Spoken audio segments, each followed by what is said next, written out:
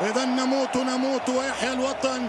في لحظات تنطلق المباراة. تشكيلة الفريق التونسي لحراسة المرمى موهب الشامخ، يلعب يان فاليري، أمين بن حميدة، عمر الرقيق، منتصر الطالبي، راني خضيرة، لياس السخيري، أنيس بن سليمان، علي العابدي، حنبال المجبري، والياس سعد.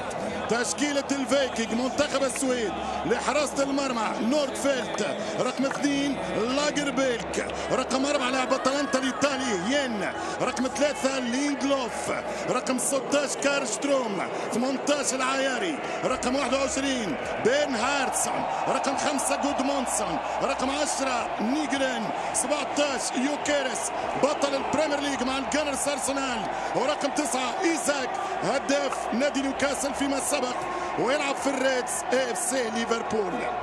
حكم المباراة هو الارجنتيني. يلعبوا 3 في محور الدفاع، والكرة خطيرة من ليندلوف، يلعب الكرة الأولى، الكرة اوت للطالبي، يرتاح وكان روجي لومير، بينما يان فاليري خطيرة المنتخب التونسي، ترجع من الدفاع السويدي، يضغط النصور، يحط الكرة يان فاليري، سنتراج يان فاليري، عرضية خطيرة المنتخب التونسي، ترجع من الدفاع من عكس الهجمات لمنتخب السويد.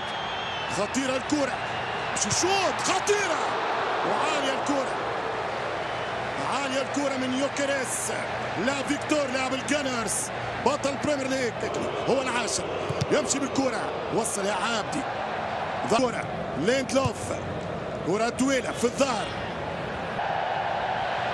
كرة خطيرة، يخرج مهم مرة أولى ومهم مرة ثانية، مش ممكن، والدفاع يتصدى، فرصة خطيرة لمنتخب السويد والهدف الأول، 1-0 للمنتخب السويدي عن طريق العياري. ياسين العياري سجل في مرمى المنتخب التونسي في 7 دقائق. هدف مبكر، هذا اللي كنا خايفين منه، دخلة قوية من المنتخب السويدي، حكيته بكأس العالم.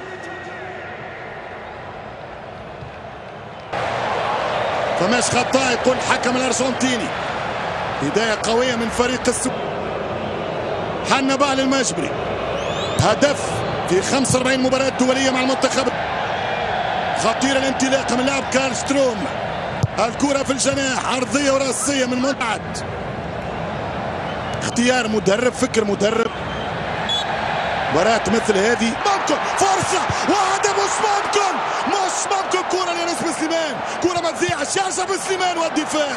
هذا هو الفرق بقطع النظر على انه تسلل، هذا هو الفرق في الامكانيات والكواليتي بتاع الملاعبيه. الفريق السويدي تعادل في دقيقه 44 2-1 45 2-2.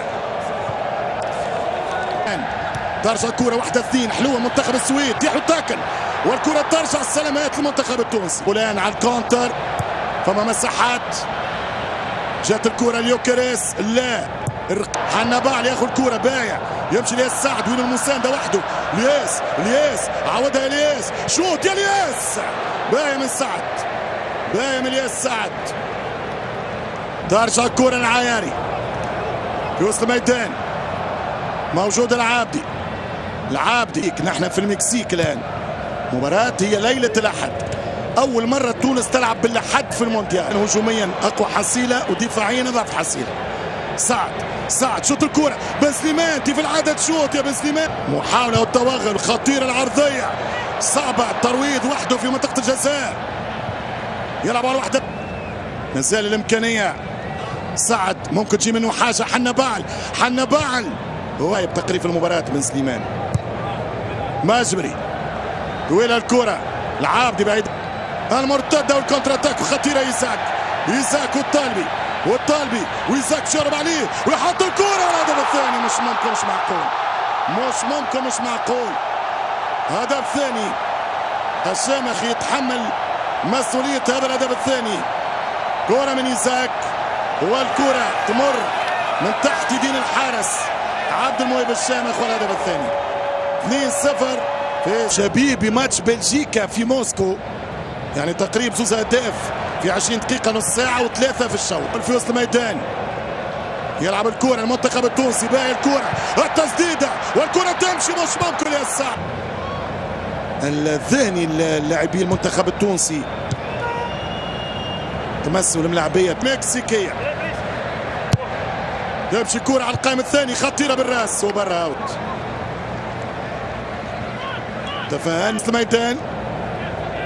كرة رقم 2 لاجربيلك هو التماس ثاني من الكرات الثابتة. قوة السويد في الكرة الثابتة من الشامخ ترجع خطيرة والتسديد بن حميدة. صخيري مع اللموشي تلعب الكرة السويدية مراوغة بسهولة يمشي عرضية خطيرة وصعبة علي العابدي. ايضا الاصابات والاصابة تراجع برشا العابدي مقارنة مع السنة الماضية. يمشي فاليري يدخل فاليري يعمل عرضية ترجع الكرة منتخب التونسي في وسط الميدان. بن سليمان إيزاك خطيرة من لاعب ليفربول القادم من ماكبايز. التدخل يان فاليري حنبال يلعب الكرة في البوكس خطيرة والهدف الأول. الهدف الأول عمر رقيق جول المنتخب التونسي يرجع من بعيد. 1 للمنتخب التونسي عن طريق عمر رقيق. هدف ثم روبو زين قبله في مرمى بلجيكا في اليابان وكوريا ثم دينام برو مازال حي. حذاري من كورة حذاري من راس ترجع كورة والحكم يصفر. اللحظات للنصور سعد صخيري معناش شكون يشوط تلعب الكرة وترجع بالراس. ياسين ركز ياسين العيار يلعب كرة مباشرة اخرج بها يا شامخ. ش يعمل يحط الكرة لعلي العابدي بن سليمان ماجد اسكندر السويع بينالتي رومانيا. اخر 11 هدف تونسي في المونديال مشكل في الصراع البدني. ضاعت الكرة من يان فاليري حذار المرتدات. يان فاليري يخسر كرة خطأ.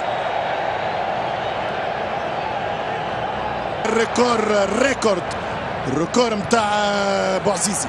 يلا حنبال يلا مجبري فاليري بخلاف الهدف يمشي كرة حنبال مجبري حلوة الكرة مش ممكن هو الكرة ترجع من الدقربيلك.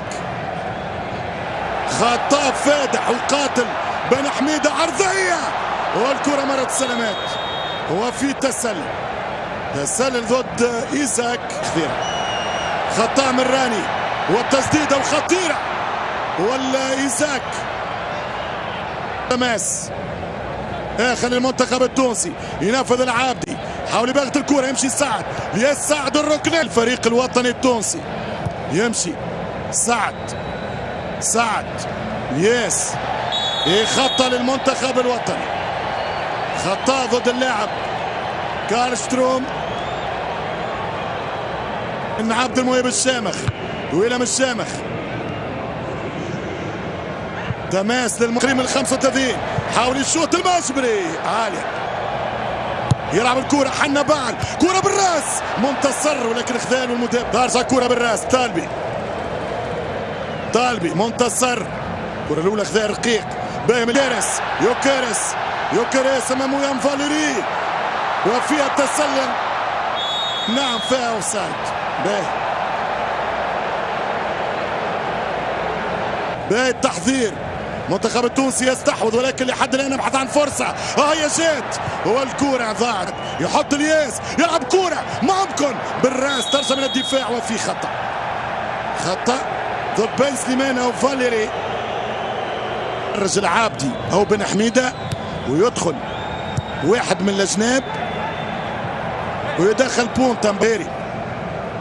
صخيري اش تعمل يا صخيري ياخذ كرة مش ممكن الهدف الثالث مش ممكن الهدف القاتل يوكيريس نيمش تشدها.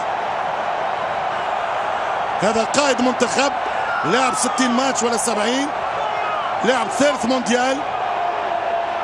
ايضا حكاية لاعبين ثم كواليتي عندك ولا ما عندكش. يوكيريس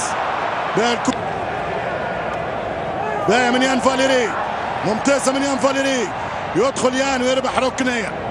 بن سليمان سايب كورة سايب له مجبري حنبال في خطأ للمنتخب التونسي. في خطها للمنتخب في الاثناء. كرة تونسية، فرصة للهدف الثاني، تمشي كرة بعيدة برشا. كرة من إيزاك ونلقى محاولة إيجاد حلول، معناها نستنى ونتفرج. أو الرابع ومرت سلامات من يوكرس، معناها أنا ماكل 3 في 65 دقيقة. حنبال كرة طويلة تمشي المنتخب التونسي. لاقر بيلك طويلة الكرة، مشكل كبير. وينك يا بن حميدة؟ حضاري الكرة.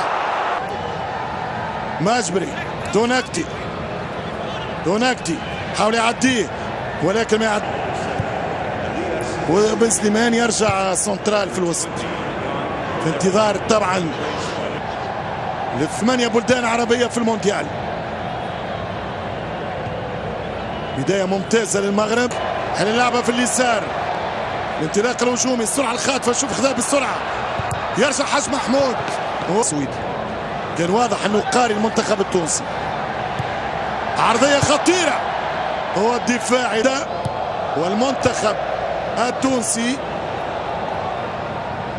حاول بسرعة ظهر الامكانية برغم ما تعداش. تونكتي مرة ثانية ما يمشيش، تمشي الحنبال.